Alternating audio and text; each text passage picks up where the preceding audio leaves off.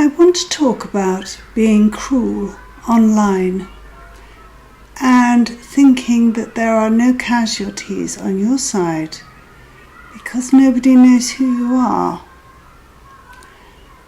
I have just listened to a book called Oversharing by Jane Fallon. All the way through I thought this is going to end badly, but it didn't in the end. Primarily because the perpetrator decided to take responsibility for what she'd done.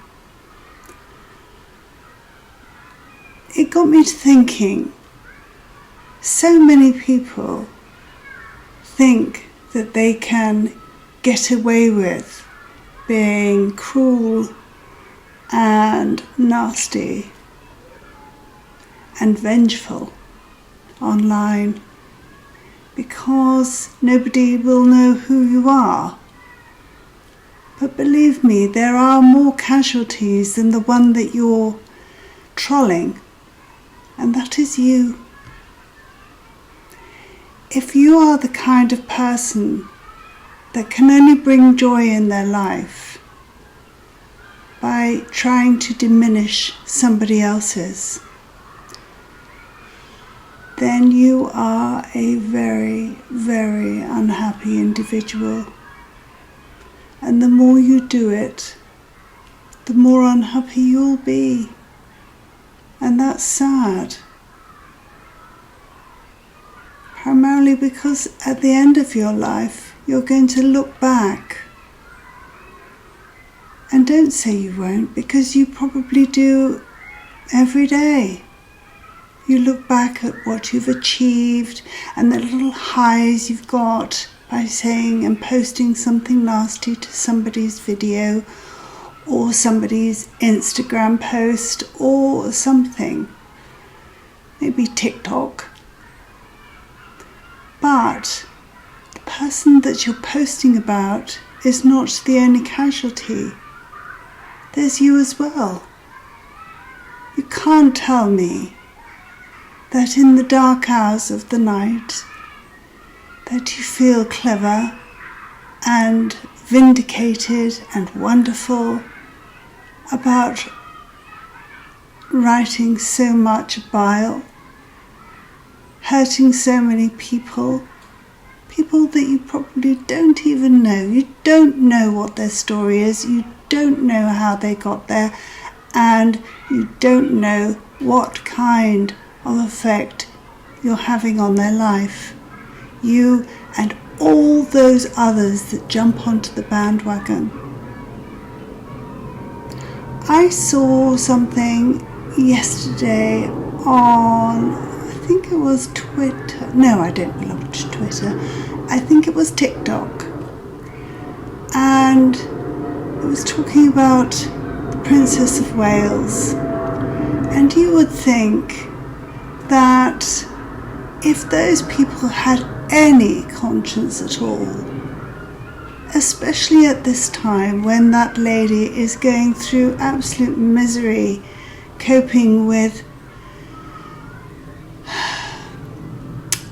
cancer treatment, chemotherapy, and trying to shield her young children from what is going on, let alone all that's going on online, and perhaps those children are going to a school and other people have got to the other children and they will be repeating stuff as only children can do. And they'll be saying, "Oh, I heard that your mother is dying." Can you imagine?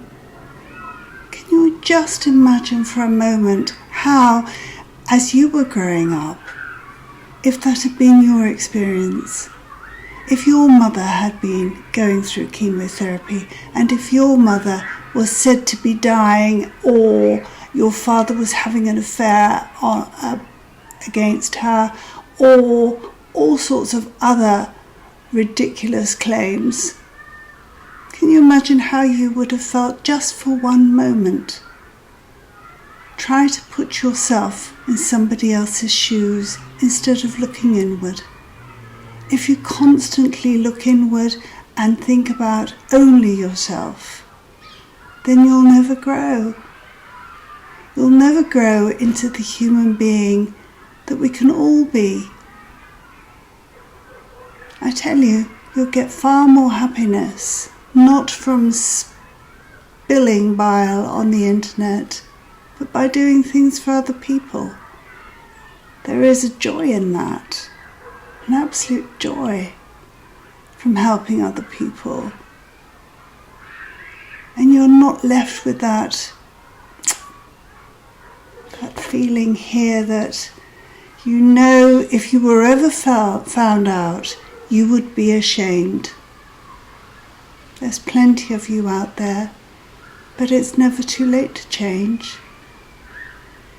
It's only one small notch on the dial, doing one small thing that is nice and kind for somebody else, and you don't even need to take ownership of it. You can do it anonymously. It's like a muscle that you exercise, and the more you exercise it, the stronger it will get, and you will realise that there is far more joy in life from doing nice things than nasty. It's just a thought, one I hope you'll take to your heart. Life is so short, and if you got cancer tomorrow, that would be terrible. But wouldn't you hope that people wouldn't spill bile all over your Instagram page or your TikTok videos or whatever else keeps you going? Wouldn't you rather have support and hope that somebody out there would be kind to you? Think about it. You're only one click away on your dial to changing and growing and being kind. I wish you luck. Thank you.